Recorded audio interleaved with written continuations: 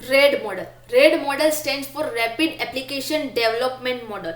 Red model वो incremental process model incremental process model and parallel process flow follow करता है। I hope आपको parallel process flow के बारे में पता हो।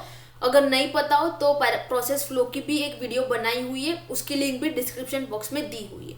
रेड मॉडल में भी वही प्रोसेस फ्रेमवर्क एक्टिविटी इंक्लूड होती है, जैसे communication, planning, modelling, construction and development. Let's see communication. ये रेड मॉडल का डायग्राम है, जिसमें पहले हमारा पूरा सॉफ्टवेयर टर्म्स में डिवाइड होता है एंड टर्म्स में डिवाइड होता है। बट बिफोर द डिवीजन हमें पूरे प्रोजेक्ट का कम्युनिकेशन और मॉडलिंग की प्रोसेस साथ में करनी होती है। मीन्स हमें कम्युनिकेशन फेज में कस्टमर के साथ कम्युनिकेशन करके सॉफ्टवेयर की रिक्वायरमेंट गैदर करनी होती है। इस फेज में हमें सॉफ्टवेयर की क्या क्या रिक्वायरमेंट्स है, सॉफ्टवेयर में कौन कौन सी फीचर्स होने चाहिए, यूज़र को सॉफ्टवेयर से क्या नीड है, यूज़र का सॉफ्टवेयर प्रॉब्लम क्या है, ये सारी डिटेल हमें कम्युनिकेशन फेज में गैदर करनी। उसके बाद हमें मॉडलिंग की प्रोसेस, प्लानिंग की प्रोसेस, यहाँ पे प्लानिंग आएगा, यहाँ पे प्लानिंग की प्रोसेस स्टार्ट करनी है। प्लानिंग की प्रोसेस में हमें सॉफ्टवेयर रिलेटेड एक पूरा प्लान बनाना है, जिसमें हमें सॉफ्टवेयर का कॉस्ट, सॉफ्टवेयर क्रिएशन में कितना टाइम लगेगा, उसको ट्रैकिंग सिस्टम कब डिलीवरी देना है, सॉफ्टवेयर में कौन से कंपोनेंट यूज होंगे, उसकी टेक्निकल रिक्वायरमेंट क्या है, हार्डवेयर रिक्वायरमेंट क्या है, ये सारी प्लानिंग वाली चीज़ें प्लानिंग फेज में हमें ख़त्म करनी।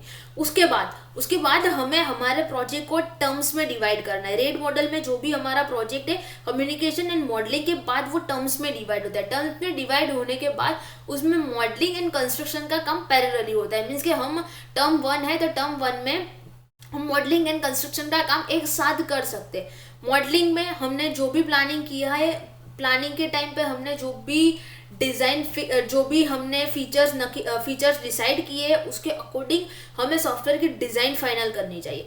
अगर डिज़ाइन फाइनल हो जाए तो उसके बाद और डिज़ाइन फाइनल करते करते हमें कंस्ट्रक्शन का काम स्टार्ट करना है। कंस्ट्रक्शन में हमें सॉफ्टवेयर का कोडिंग करना है। कोडिंग में हमें सॉफ्टवेयर की जो भी फीचर्स है उसका कोड जनरेट करना है। अगर सारे टर्म 1 का मॉडलिंग एंड कंस्ट्रक्शन खत्म हो जाए, तब उसको बाद हमें उसके डेवलपमेंट प्रोसेस में आना है। डेवलपमेंट प्रोसेस में पहले तो हमें दो चीज़ें परफॉर्म करनी है, testing and customer feedback. Testing में हमें डिफरेंट टाइप के टेस्टिंग परफॉर्म करने होते हैं, हर एक टर्म के टेस्टिंग हमें परफॉर्म करने पड़ते हैं। टेस्टिंग में हमें unit testing, integration, system acceptance, बहुत सारे टेस्टिंग होते हैं, वो टेस्टिंग परफॉर्म करने पड़ते हैं। टेस्टिंग सक्सेसफुली हो जाए एंड उसके बाद हमें कस्टमर का फीडबैक लेना चाहिए। कस्टमर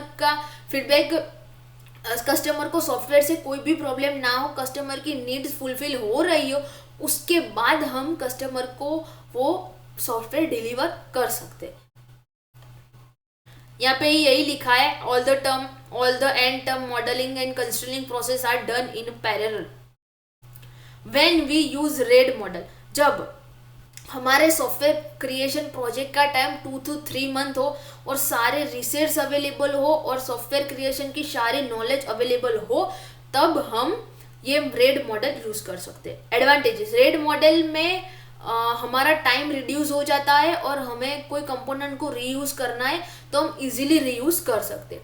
डिसएडवांटेज ये है कि जब हम पूरे प्रोजेक्ट को डिफरेंट टर्म में डिवाइड्स करते हैं, तब डिफरेंट टर्म्स, आइदर हम ऐसा कह सकते हैं सिंपल लैंग्वेज में कहे तो, जब टर्म 1 है वो कोई और लैंग्वेज में क्रिएट हुआ है और टर्म 2 कोई डिफरेंट लैंग्वेज में डिप्लॉय हुआ है, तब जब हम डेप्लॉयमेंट के टाइम पे सारे टर्म्स को मर्ज करेंगे, तब टेक्निकल रिस्क आ सकता है।